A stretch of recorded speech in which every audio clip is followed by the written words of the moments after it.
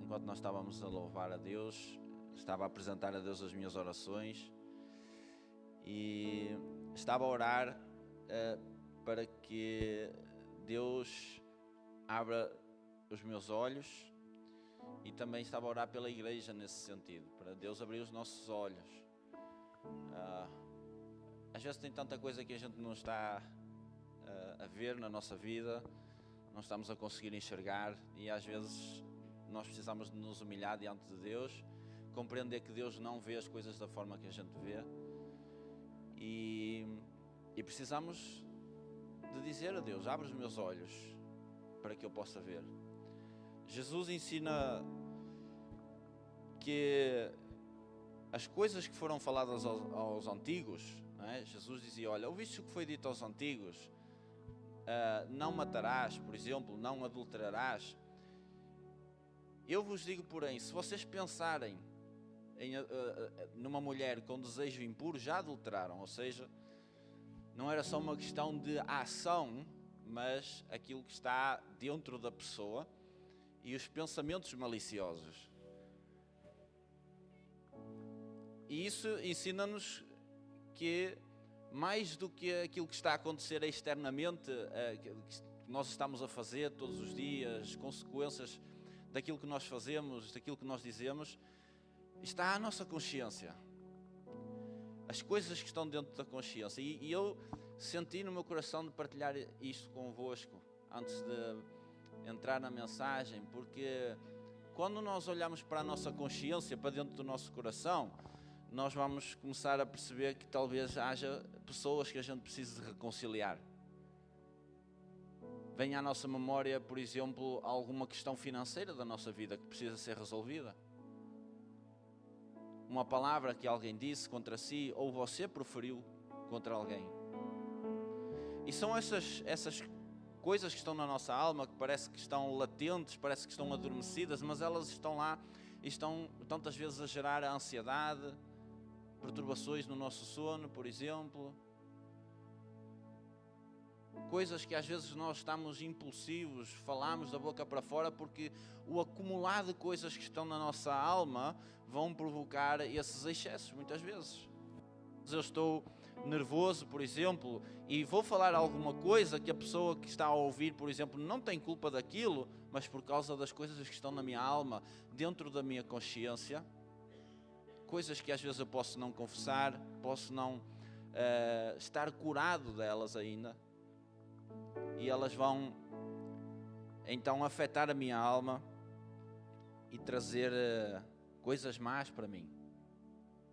Então eu queria deixar essa palavra consigo, que Deus, Ele quer trabalhar na nossa consciência, no nosso coração, na pureza dos nossos pensamentos. Nós sermos honestos com Deus, reconhecermos que se calhar aquele pensamento que eu tive não foi o melhor e eu preciso me arrepender. Se calhar aquilo que eu falei com alguém no trabalho, com alguém na família, um filho, um pai, um relacionamento familiar, se calhar não foi aquilo que Deus desejou que eu falasse, mas eu falei. Então, eu queria deixar esta palavra para você meditar nela, e também o desafio de você orar a Deus e pedir a Deus: abre os meus olhos para ver, abre os meus olhos, abre os meus olhos. Senhor, abre os nossos olhos nesta noite, através da Tua palavra, Senhor. Tua palavra é luz, ela é uma espada, Senhor, que vai penetrar ao ponto de dividir alma e espírito, as coisas que são do homem e as coisas que são do espírito. Abre o nosso entendimento, Espírito Santo, para receber a porção que tens para nós. Desejamos ouvir a Tua palavra, desejamos estar neste banquete espiritual, Senhor, onde nós vamos receber dos céus aquilo que a Tua palavra tem para nos ensinar, Senhor, em nome de Jesus. Amém. Então, vamos falar um bocadinho sobre alegria. E este tema, Alegria 360, ele tem aqui uma curiosidade que eu quero partilhar convosco, que está em Apocalipse, vai ser a nossa primeira palavra. Em Apocalipse, no capítulo 1, do versículo 12 ao 16. E eu quero falar um bocadinho sobre esta perspectiva de 360. E nós vamos ver na palavra de Deus que existe realmente essa perspectiva de 360. Não sei, vais ter aqui a palavra. Ok, então João está a dizer assim: e virei-me para ver a voz que falava comigo, e virando-me vi 7 castiçais de ouro. E no meio dos 7 castiçais, um semelhante ao Filho do Homem, vestido até aos pés de uma roupa comprida, e cingido pelos peitos com um cinto de ouro. E a sua cabeça e cabelos eram brancos como a lã, branca como a neve, e os seus olhos como chama de fogo. E os seus pés semelhantes a latão reluzente, como se tivesse sido refinado numa fornalha, e a sua voz como a voz de muitas águas. E ele tinha na sua destra 7 estrelas.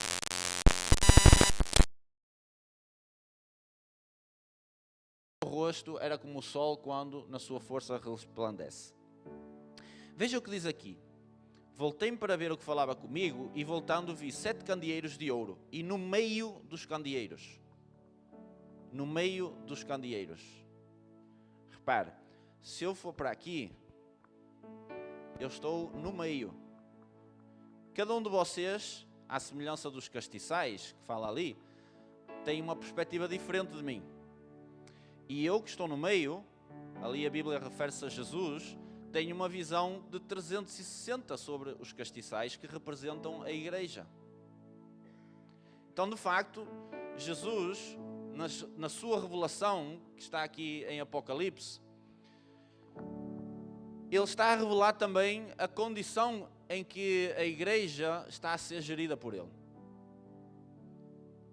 Ou seja, ele está numa visão total sobre a igreja. Existe uma perspectiva que ele tem da igreja que a própria igreja às vezes não consegue enxergar. E nós aprendemos também que partes diferentes do mesmo corpo têm perspectivas diferentes. Então é natural, em alguma medida, que às vezes as nossas perspectivas possam diferir, porque estamos a ver em perspectivas diferentes, estamos em ambientes diferentes, estamos em lugares diferentes. Então essa perspectiva 360 traz-nos aqui esse ensinamento de que Jesus está a ter uma visão diferente da nossa sobre a igreja. E aprendemos também que na mão de Jesus tem 7 estrelas que representam os 7 anjos enviados às igrejas, que é o mesmo que dizer mensageiros. Mensageiros enviados à igreja. Estão numa posição diferente, que têm uma perspectiva diferente, porque estão de uma proximidade diferente, e também no mover da mão começa com as estrelas. Então isso ensina-nos também sobre sequências de como Deus faz as coisas e de posições diferentes, mas eu não vou ficar a falar sobre isso, porque isso é um outro tema que poderíamos abordar numa outra pregação, no outro ensino. Mas eu quero trazer aqui esta perspectiva de 360 e também destes castiçais que estão em posições diferentes. E à semelhança desses castiçais que representam um total, representam a igreja, à semelhança também daquilo que Paulo fala, que a igreja é um corpo e diferentes membros, e que cada membro não pode estar isolado do outro membro. Nós não podemos simplesmente ignorar uma outra parte do corpo porque ela tem uma perspectiva diferente, por exemplo.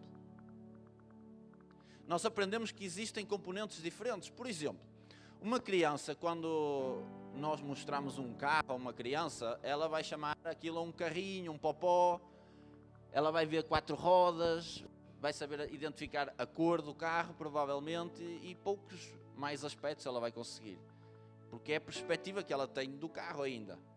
Mas nós, quando crescemos e tornamos adultos, nós vamos tendo conhecimento de como as coisas funcionam e passamos a perceber que um carro é muito mais do que 4 rodas e uma cor. Porque começamos a amadurecer e começamos a perceber que os componentes e a importância desses componentes fazem parte de um todo. Então assim também funciona a igreja. A igreja tem diferentes membros, todos são importantes para fazer funcionar o todo. E nesta ideia de 360, de várias coisas que compõem o reino dos céus, várias coisas que compõem a nossa vida também, que ela é composta por várias coisas, não só uma, nós vamos então perceber que alegria é um desses componentes. A alegria faz parte da vida do cristão. E alegria não é sinónimo exatamente de andarmos aí todos sorridentes, a mostrar os dentes, a dizer eu preciso de um dentista. Não é necessariamente isso, mas algo que está a ser gerado no nosso coração durante a nossa jornada, com persistência, com perseverança, mas nós mantemos aquela chama acesa dentro do nosso coração, aquela alegria de servir ao Senhor, porque sabemos que temos um mestre que dá a resposta, que temos um mestre que já deu a solução para o seu povo. E a nossa fé, ela leva-nos a ter uma visão, a nós fazermos algo porque temos uma visão, temos uma motivação para algo, temos uma esperança. E a nossa fé vai fazer então com que a gente caminhe e faça aquilo que Deus nos diz para fazer, os seus mandamentos, as suas instruções. E ao longo dessa jornada, nós vamos tendo desafios que vão colocar em xeque então esta fatia da nossa vida, esta fatia deste componente que nós temos, chamado alegria, que nós precisamos de compreender também, e é isso que eu quero partilhar convosco, de coisas externas e não só, mas que querem corromper a minha alegria, que querem corromper a sua alegria também, querem corromper cada um desses componentes que faz parte da nossa vida. E a alegria é uma delas, e eu quero falar aqui de algumas perspectivas sobre algo que nos vai trazer um ensinamento daquilo que nos quer roubar a nossa alegria. E eu quero ler consigo Mateus, capítulo 6. Nós vamos ler em Mateus, no capítulo 6, e não só, se você ler do capítulo 5 ao capítulo 7 de Mateus, é o conhecido Sermão do Monte, onde Jesus sobe ao monte, leva consigo os seus discípulos e ele então começa a doutrinar, começa a dar mandamentos, instruções para os discípulos saberem como devem fazer, como devem agir perante as situações do dia a dia. Então ele vai falar de jejum, de dar esmola, vai falar de amor, enfim, uma série de coisas. Então ele vai dar ensinamentos de como fazer coisas, quais as obras que nós devemos atender para as fazer. E ele dá um padrão aqui. Jesus, ele fala sobre, por exemplo, o jejum. Você vai ler sobre o jejum e ele diz assim: não sejam como os fariseus, que para jejuarem mostram que estão a jejuar. Eles compõem-se, eles fazem vestem-se de maneira e comportam-se de maneira para mostrar que estão a jejuar. E Jesus diz: olha, em verdade vos digo que já receberam a sua recompensa. Ou seja, se eu lhe tentar mostrar alguma coisa aqui, por exemplo, estou a jejuar e estou a mostrar a toda a igreja que estou muito arrependido, que estou a jejuar, que estou a fazer um esforço enorme, a minha recompensa eu já a vou ter. Porquê? Aquilo que vocês vão achar, ou o louvor que eu estou à espera para receber daquilo que eu estou a fazer, eu já o vou receber. Então a minha recompensa já foi recebida. E do outro lado, nós temos um outro comportamento que Jesus apresenta. E ele diz: quando jejuares, não sejas como os hipócritas. Lava o teu rosto, apronta-te para o teu dia-a-dia, não te mostres desfalecido e faz o teu jejum, para não mostrares aos outros. E então o teu Pai vai te recompensar por isso. O que é que Jesus está a ensinar aqui? O padrão da terra, de comportamento da terra, e o padrão de comportamento divino. Instrução celestial, instrução de Jesus. Então, um comportamento da terra e o comportamento dos céus. E então, nestes ensinamentos, ele sempre vai dar um padrão da terra, que recebe a recompensa da terra, que é o louvor das pessoas, e a recompensa celestial, que vem através de um comportamento baseado em princípios divinos. E isto para dizer que, ao longo daquilo que Jesus vai falando, ele vai também tirando conclusões, e ele vai, então, falando algumas coisas e vai dando instruções aos discípulos. E é uma dessas instruções que eu quero passar à igreja. E no capítulo 6, a partir do 19, diz assim: Não acumuleis para vós outros tesouros sobre a terra, onde a traça e a ferrugem corroem, e onde ladrões escavam e roubam, mas ajuntai para vós outros tesouros no céu, onde traça e ferrugem corrói, e onde ladrões não escavam nem roubam. Porque onde está o vosso tesouro, aí estará também o vosso coração. Está a falar de tesouros, coisas que nós tentamos armazenar, coisas que nós lutamos e às vezes até quase morremos para lutar por aquelas coisas. E Jesus está a dizer: olha, essas coisas naturais, elas estão sujeitas à corrupção, à traça, à ferrugem, e estão sujeitas também aos ladrões que tentam minar e roubar. Ou seja, algo da terra e algo do céu. Não ajunteis na terra, ajuntai no céu. E então ele dá padrões do céu. Então ele diz que, ou melhor, nós vemos que ele vem numa sequência de falar sobre obras, e então ele fala em tesouros e fala em tesouros no céu. Ou seja, as obras que nós fazemos, a obediência aos mandamentos vai fazer com que a gente tenha obras baseadas em princípios divinos, e essas obras acumulam tesouros no céu. E o que é que eu quero trazer para aqui? É que aquilo que a gente está a fazer durante a jornada, as coisas terrenas pelas quais a gente luta e a gente se sacrifica, vão trazer uma consequência para nós. E eu quero trazer aqui estes dois ensinamentos sobre a traça e a ferrugem, e também os ladrões que minam e roubam. Porque essas coisas muitas vezes vão minar também a nossa alegria. Não só a alegria, mas vão minar muitas partes da nossa vida. E é esta luta que nós enfrentamos, e é esta percepção que eu quero trazer para si, de que ao longo do seu dia-a-dia, ao longo da sua jornada, você vai ter que lidar com estas situações.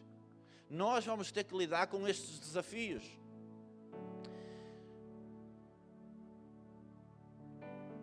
Então, primeira coisa que eu quero falar: as coisas terrenas estão sujeitas ao desgaste e às consequências da terra. E eu quero falar aqui sobre estes dois aspectos, da traça e ferrugem e dos ladrões que minam e roubam. E quero falar sobre estes dois aspectos para nos trazer um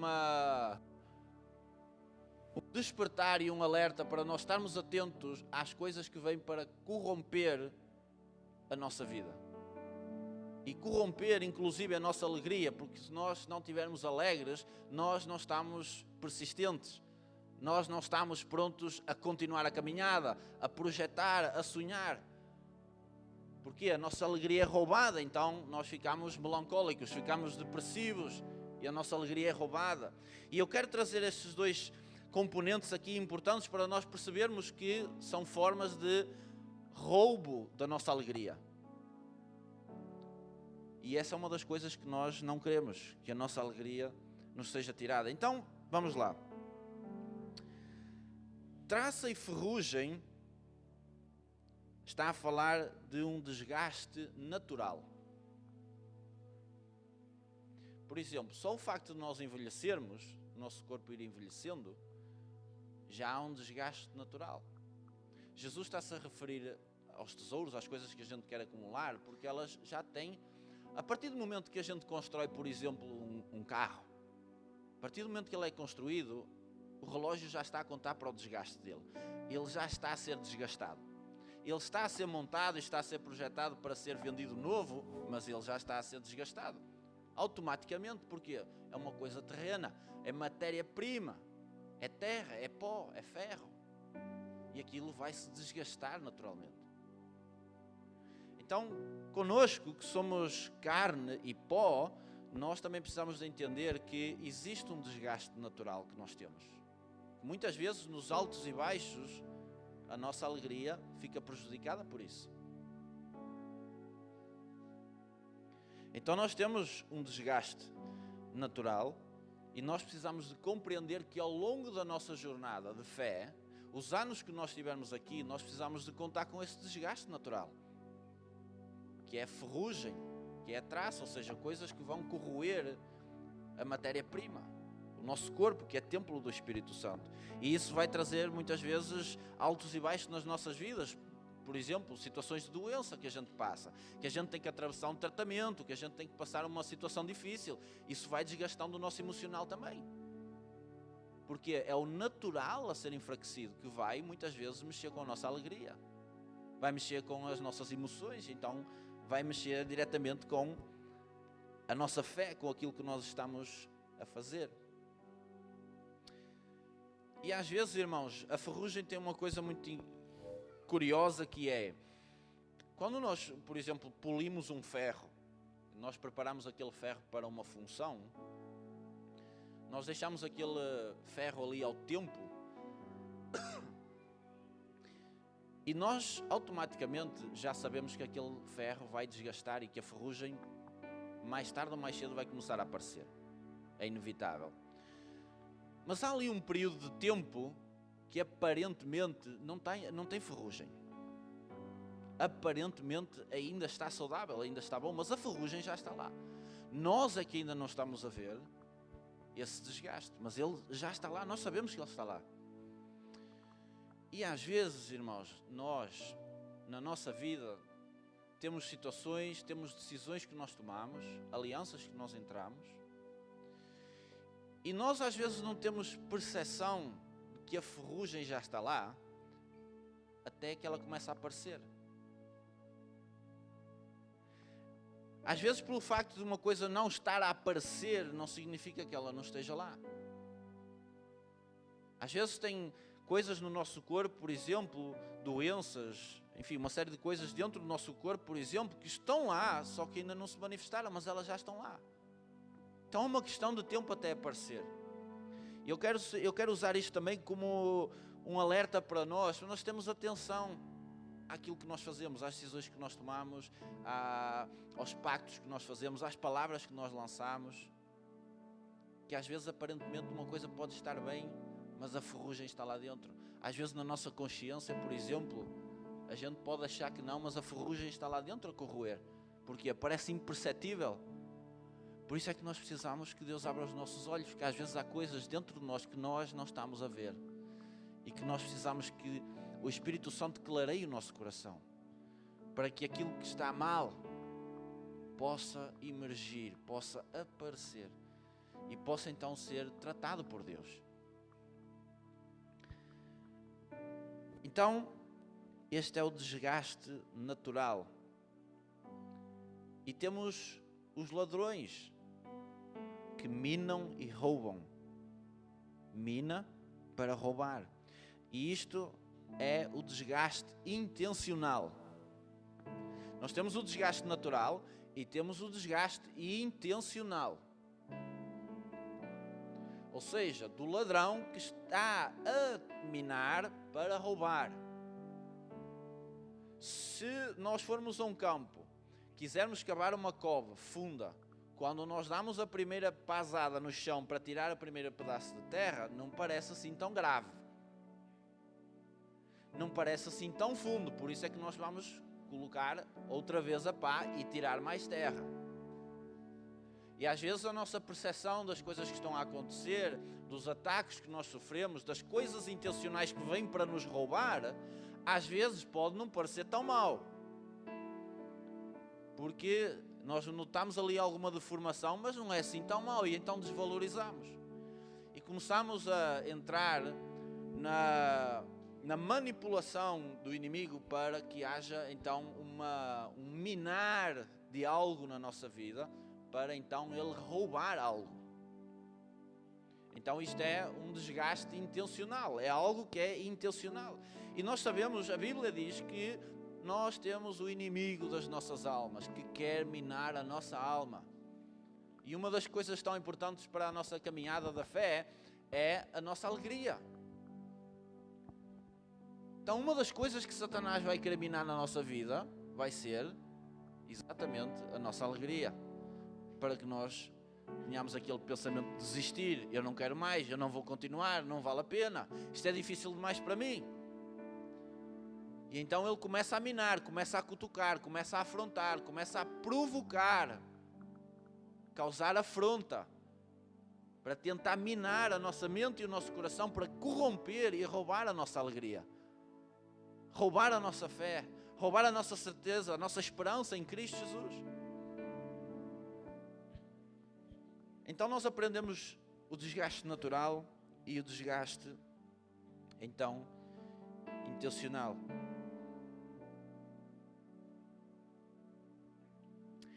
E a nossa alegria, irmãos, não deve estar baseada em coisas terrenas.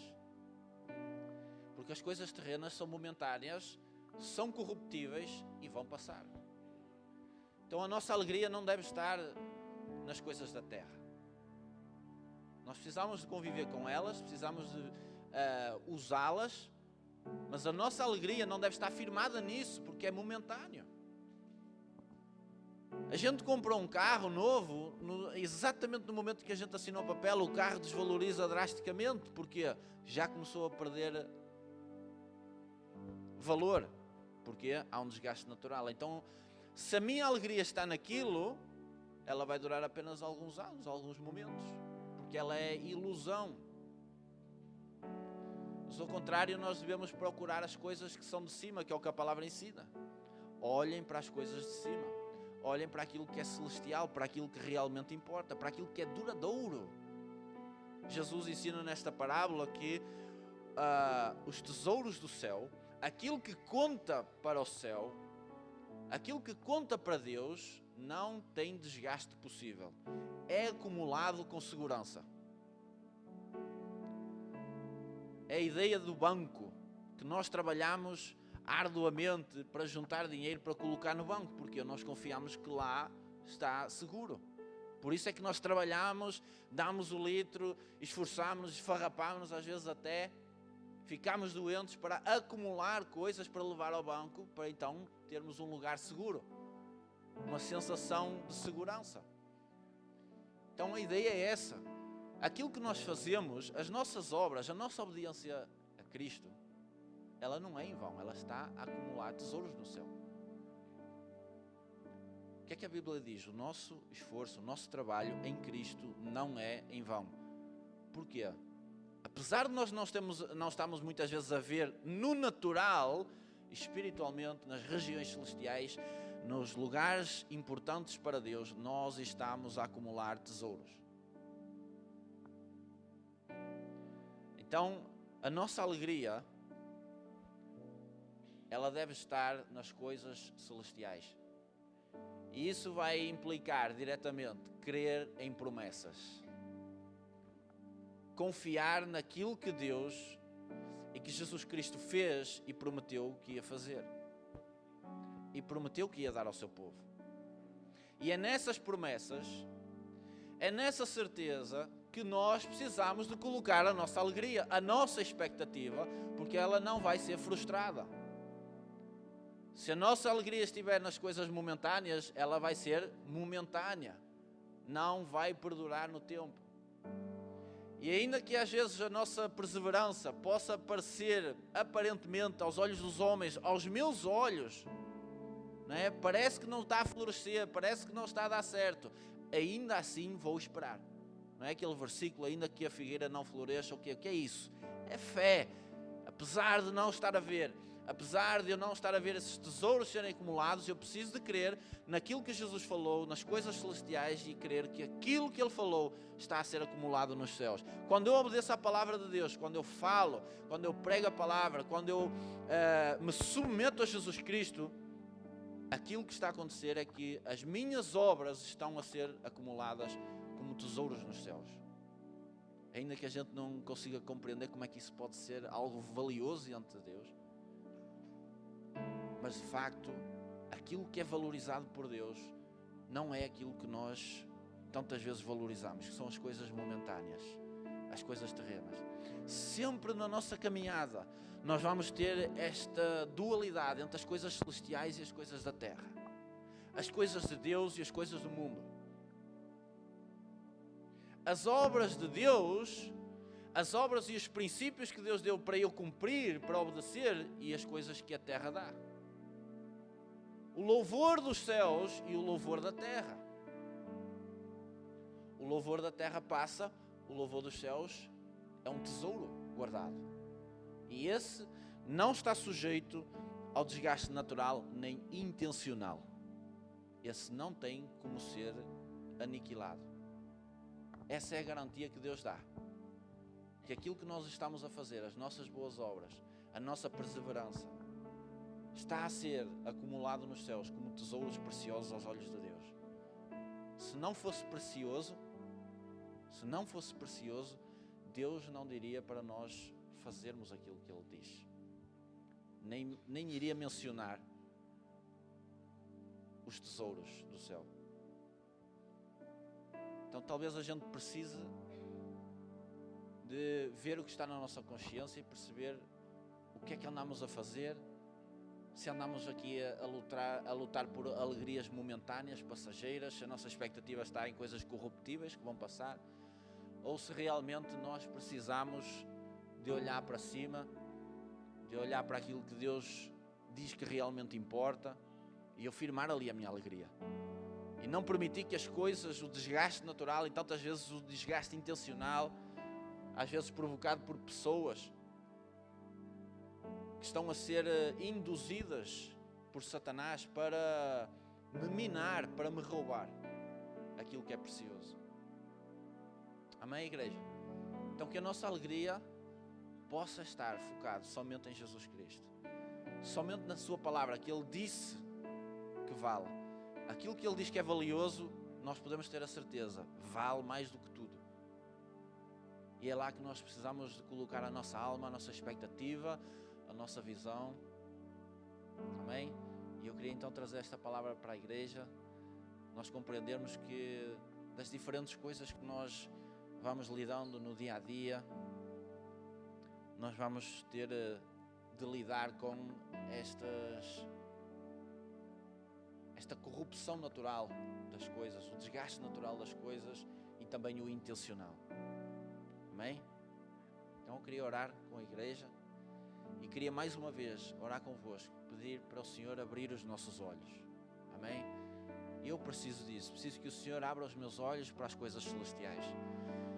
Eu não compreendo. Tantas vezes eu quero compreender as coisas e eu não compreendo ainda. Eu preciso dizer a Deus, abre os meus olhos para compreender o que realmente vale para Ti. E que para mim, às vezes, tantas vezes no dia eu desprezo isso. Eu não penso nas coisas que são de cima. E eu preciso chegar a essa posição de humilhação, de arrependimento diante de Deus e dizer, eu preciso de mudar a minha mentalidade, preciso mudar o foco da minha vida. Onde eu estou a acumular tesouros? Onde é que eu estou a buscar a minha alegria? E eu tenho a certeza que se calhar a maioria de nós vai responder que realmente nós andamos à procura das coisas terrenas. É aí que está a nossa alegria, é aí que está o nosso esforço, o nosso trabalho. E nós precisamos de usar isso, não como fonte de alegria, mas como um componente da vida que nós vamos usando ao longo da nossa vida. E a fonte da nossa alegria ser a palavra, a direção de Deus, as instruções de Deus. Eu costumo falar da Bíblia, algo que eu aprendi também ouvindo um grande pregador que já faleceu, que a Bíblia é um manual de instruções. Quando a gente vai fazer, nós compramos alguma coisa, eu sei que aqui ninguém faz isso, mas toda a gente lê o manual de instruções, certo? Comprei uma televisão, a primeira coisa que eu faço é o quê? Ligar a televisão. Não é ler o manual de instruções. E a nós é exatamente a mesma coisa. O ciclo é vicioso. Se a gente usar essa ideia, nós vamos ver que realmente erramos todos os dias. Não é? Nós queremos operar, fazer as coisas, não é? Sem ler o manual de instruções. E a Bíblia é um manual de instruções. E além do manual de instruções, para dizer o que é que o homem deve ou não fazer, o procedimento que nós devemos ou não ter, ela é também uma legislação. É mandamento. Ninguém vai mudar. Ninguém vai conseguir mudar. É uma lei. Está escrito. Como é que Jesus confrontou o inimigo quando ele disse: olha, queres fazer isto? Ele disse: está escrito, está legislado, é divino, não tem como alterar. Um destes dias vou contar uma experiência a esse respeito e da importância de nós crermos em princípios e no que a palavra diz. A palavra diz que é assim, é e ponto final, porque é lei, não tem como alterar isso. Eu estava a falar com uma pessoa que pratica artes mágicas e a pessoa estava a falar comigo sobre a filosofia do bem-estar, que tudo é bem-estar, que a pessoa não concorda muito com a questão religiosa por causa da hierarquia, porque as pessoas devem fazer aquilo que acham que devem fazer e não devem estar sujeitas à lei, a instruções, não devem estar sujeitas a regras. E a pessoa estava a dizer aquilo de forma convicta, a tentar-me dizer a mim que aquilo era a verdade. E eu pensei assim: a palavra de Deus é verdade. Não é o que essa pessoa está a dizer. A palavra de Deus é verdade. E então, o Espírito Santo inspirou-me para eu, então, trazer um princípio bíblico para confrontar a pessoa. E então, eu disse à pessoa o seguinte: quando tu tens algum problema lá na prática das tuas artes e do sentir bem, nas reuniões que tu tens com as outras pessoas, quando tu tens alguma dúvida, quando tu tens alguma questão que tu não percebes, o que é que tu fazes? Tu ligas à pessoa que sabe mais que tu. E o que é isso? Hierarquia. Posicionamento diferente. Há pessoas que sabem mais do que eu. Então, quando aquela pessoa que eu procuro, que sabe mais do que eu, quando a pessoa dá uma palavra, ela está a dar um direcionamento, está a dar uma regra, uma orientação para eu entrar ali. Então a pessoa ficou um pouco encabacada, porque o princípio da palavra não falha. Quando a palavra diz, por exemplo, para nós nos submetermos debaixo da potente mão de Deus, está a dar uma instrução. O que é que nós lemos em Apocalipse? Quem está na mão? As estrelas, que são os mensageiros às igrejas. Submetam-se debaixo da potente mão de Deus. Está a conseguir fazer a ligação? Pessoas que estão em posições diferentes que vão dar direção da parte de Deus, porque há uma estrutura diferenciada. E isso é um princípio divino, nunca vai mudar. Então não vai ser a filosofia do mundo, as coisas bonitas, o blá blá blá, que vai mudar aquilo que Deus instituiu. É impossível, nunca vamos conseguir. É tudo um encantamento, é tudo uma ilusão provocada por Satanás para enganar as pessoas. A palavra nunca vai mudar, isso você pode ter certeza.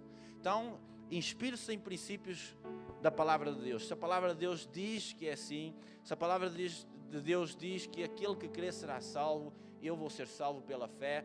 Se a palavra de Deus diz para a gente se submeter uns aos outros, nós vamos nos submeter uns aos outros em espírito de amor.